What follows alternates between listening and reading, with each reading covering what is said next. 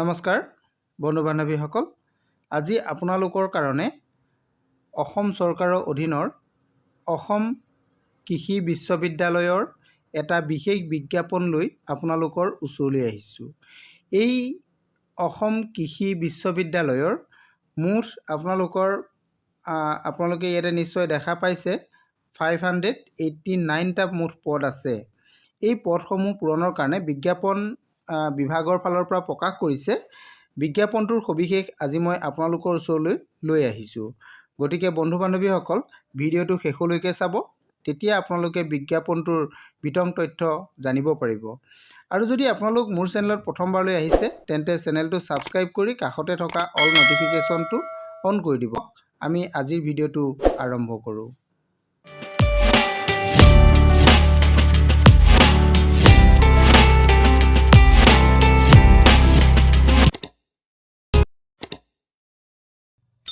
নমস্কাৰ বন্ধু বান্ধৱীসকল, আজি আপোনালোকৰ কাৰণে আসাম এগ্ৰিকালচাৰ ইউনিভাৰ্চিটিৰ পৰা প্ৰকাশিত এটা বিজ্ঞাপন লৈ আহিছোঁ।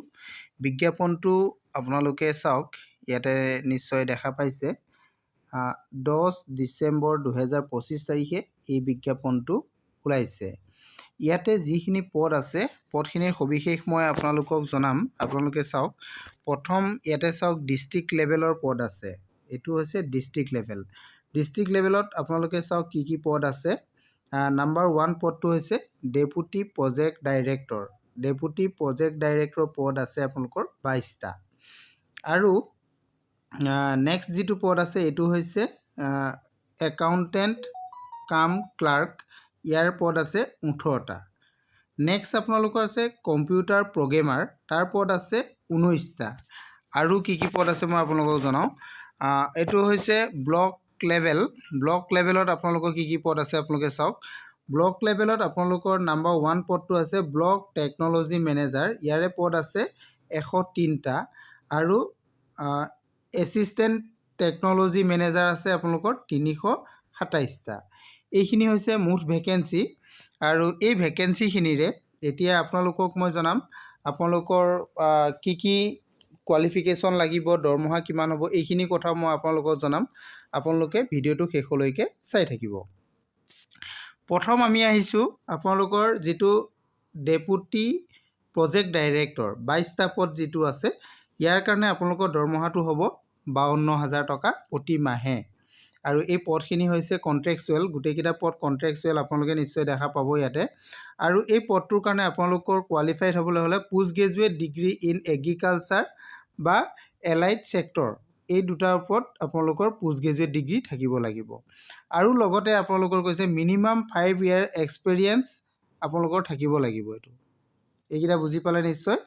আৰু নেক্সট যিটো পদ আছে আমাৰ একাউণ্টেণ্ট কাম ক্লাৰ্ক, ইয়াৰ 18টা পদ আছে।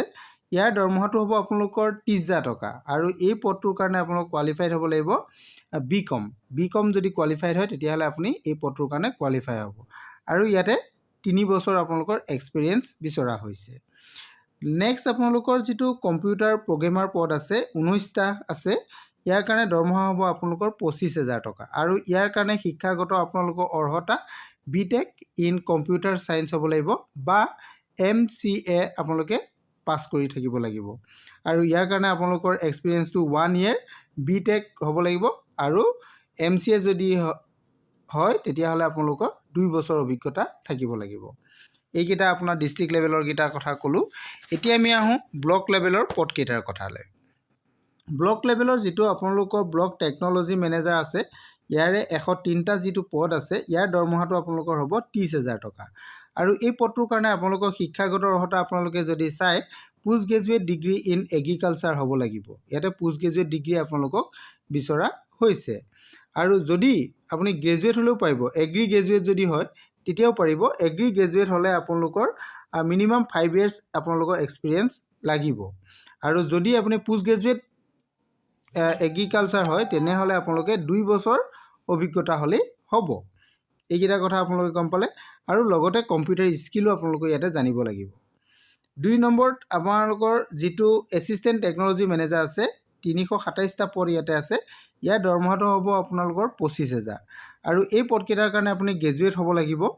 এগ্ৰিকালচাৰ হওক বা এয়াৰলাইন ছেক্টৰতে হওক বা পোষ্ট গ্ৰেজুৱেট ডিগ্ৰী হওক দুয়োটাতে আপোনালোকে আবেদন কৰিব পাৰিব আৰু ইয়াৰ কাৰণে এক্সপিৰিয়েঞ্চ আপোনালোকক 1 বছৰ বিচৰা হৈছে গতিকে নিশ্চয় আপোনালোকে পদখিনিৰ কথা সবিশেষ জানিব পাৰিলে এতিয়া আপোনালোকে এই পদখিনিৰ কাৰণে কেনেধৰণে আবেদন কৰিব ইত্যাদি কথাখিনি আপোনালোকে ইয়াৰ যিটো অফিচিয়েল ৱেবছাইট আসাম এগ্ৰিকালচাৰ ইউনিভাৰ্চিটিৰ যিটো অফিচিয়েল ৱেবছাইটত আপোনালোকে বিতংকৈ ইয়াৰ বিষয়ে লাভ কৰিব গতিকে মই প্ৰথমে আপোনালোকক এই কিমানটা খালী পদ আছে এইখিনি কথাই আপোনালোকক জনালোঁ ইয়াৰ বিতং তথ্যখিনি আপোনালোকে অফিচিয়েল ৱেবছাইটৰ পৰা জানি ল'ব পাৰিব নহ'লে আপোনালোকে মোৰ ভিডিঅ' শেষত কমেণ্ট কৰিব পাৰে ময়ো আপোনালোকক সহায় কৰিবলৈ চেষ্টা কৰিম আজিলৈ মানে থেংক ইউ